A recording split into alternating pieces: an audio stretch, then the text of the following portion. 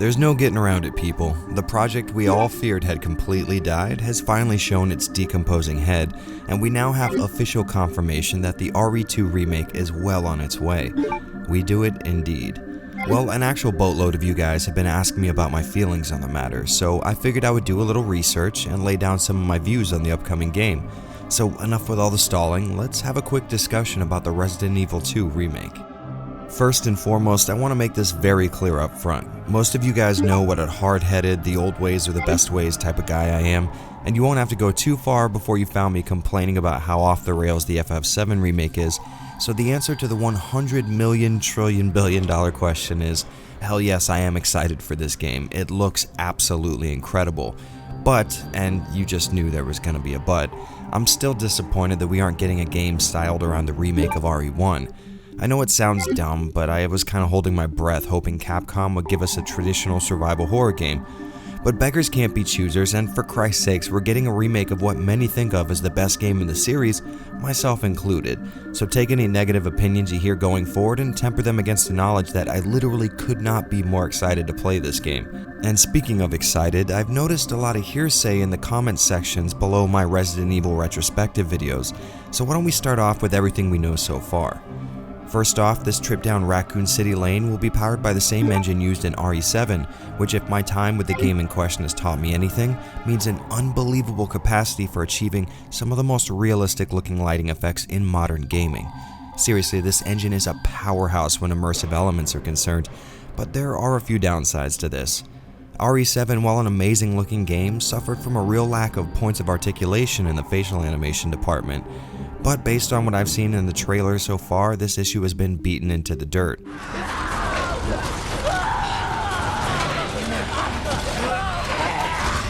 If you're like me, you probably noticed that the devs may have gone a little overboard with how shiny the blood effects are, but that's a problem I can live with. So after seeing the trailers and the engine in action, I can say I am massively optimistic for how good this game will look.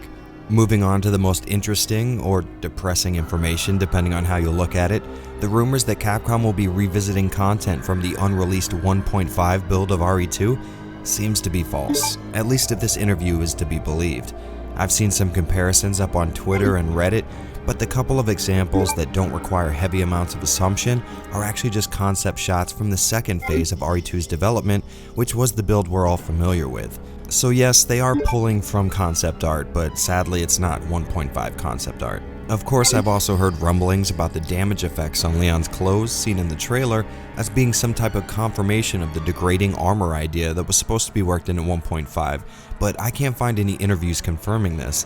I think a more likely explanation is the more modern idea of damage decals being a nice visualizer of health levels without having an on-screen display. So aside from Elsa's costume being a pre-order bonus, I don't think we'll be seeing a lot of 1.5 love in this game. Of course, I would be delighted to be wrong on that front.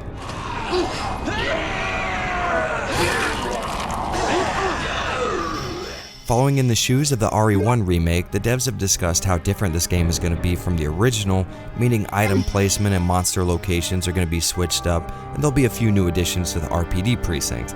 I like this idea since my years of experience with the original makes an effortless A-rank run almost a guarantee at this point. Considering the lack of any specifics, I am of course giving this the most good faith interpretation I can, unlike a lot of games media who believe Capcom are ushering in an entirely new game just built on the foundation of RE2, which if true, you can count on seeing me riot in the fucking streets. Honestly, I think a little creative liberty is allowed in remakes like this. Obviously, the remake of Part 1 wasn't a carbon copy, and that's one of my favorite games in the franchise, so if you're worried about Capcom wiping their ass with your childhood, I'm fairly confident they won't. Well, not this time at least. Another piece of potentially good news is the fact that original composer Shusaku Uchiyama will be returning to the helm for Remake soundtrack, and if you're rushing to Google just who the hell this guy is, don't worry, you're not alone. While Masami Ueda is the man we all associate with RE2's OST, it turns out Uchiyama was responsible for a few songs himself and the music used in the CG cutscenes.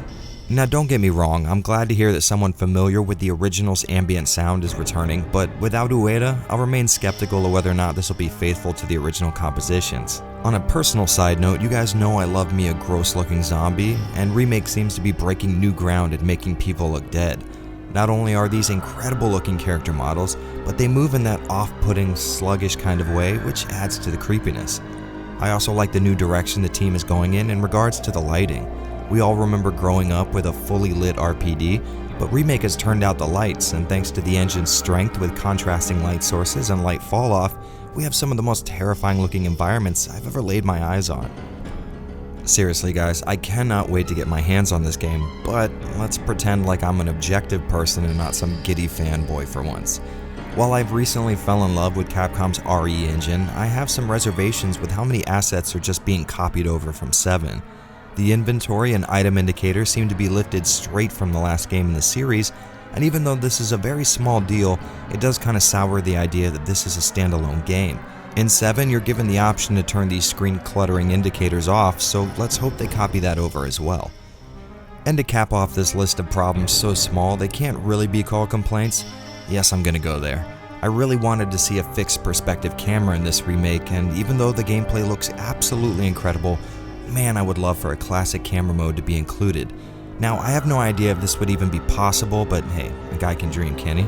And while we're on the subject, here's a new rule. How about we stop lending credence to idiots who are commenting on the objective quality of games that were released round about the time they were taking their first fucking steps? But in all seriousness, I have not been this excited for a game release in a very long time. This may not be the Resident Evil 2 that I know and love, but I can accept that trends change, and I am 100% ready to have my biases completely destroyed. And I think that's about it, at least until we get some more info.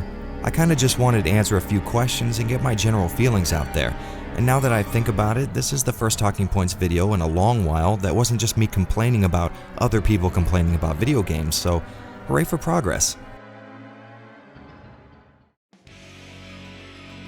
Hey guys, thanks for popping by. I hope this cleared up my overall opinion on the remake, since I did get asked about a million questions on the matter.